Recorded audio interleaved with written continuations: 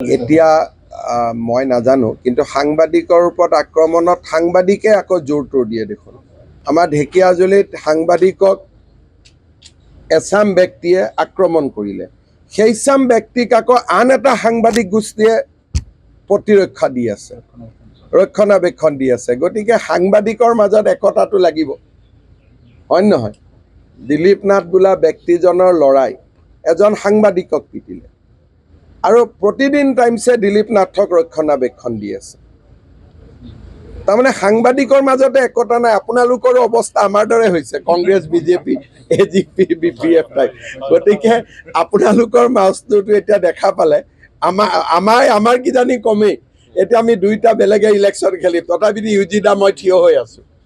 আমাৰ মাজত একতা বেছি, আপোনালোকৰ মাজত একতা কম। এতিয়া একতা ক'ত আছে? টিভিখন দেখিলে গম পাই যে একতা আছে। না, মই গ্ৰেপ্তাৰ কৰিব নোৱাৰো। গ্ৰেপ্তাৰ কৰা নকৰাটো পিছৰ, তেওঁ দোষী হ'ব পাৰে, নিৰ্দোষী হ'ব পাৰে, মই নাজানোৱে। কিন্তু মই এইটো কৈছো যে সাংবাদিকৰ ভিতৰতে কিমান খোৱা কামোৰা, সেইটোহে মই কৈছো। গ্ৰেপ্তাৰ কৰা নকৰাটো পুলিচে জানিব। এতিয়া মই নাজানো, কিন্তু সাংবাদিকৰ ওপৰত আক্ৰমণত সাংবাদিকে আকৌ জোৰ দিয়ে দেখোন।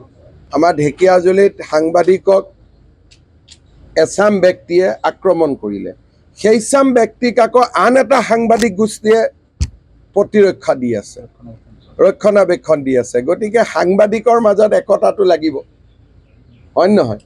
দিলীপ নাথ বোলা ব্যক্তিজনৰ ল'ৰাই এজন সাংবাদিকক পিটিলে আৰু প্ৰতিদিন টাইমছে দিলীপ নাথক ৰক্ষণাবেক্ষণ দি আছে। তাৰমানে সাংবাদিকৰ মাজতে একতা নাই। আপোনালোকৰো অৱস্থা আমাৰ দৰে হৈছে, Congress, BJP, AGP, BPF type. গতিকে আপোনালোকৰ মাউচটোতো এতিয়া দেখা পালে আমাৰ কিজানি কমেই। এতিয়া আমি দুইটা বেলেগে ইলেকশ্যন খেলিম, তথাপি ইউজিদা মই থিয় হৈ আছো। আমাৰ মাজত একতা বেছি, আপোনালোকৰ মাজত একতা কম। এতিয়া একতা ক'ত আছে? টিভিখন দেখিলে গম পাই যে একতা আছে। না, মই গ্ৰেপ্তাৰ কৰিব নোৱাৰো। গ্ৰেপ্তাৰ কৰা নকৰাটো পিছৰ, তেওঁ দোষী হ'ব পাৰে, নিৰ্দোষী হ'ব পাৰে, মই নাজানোৱে।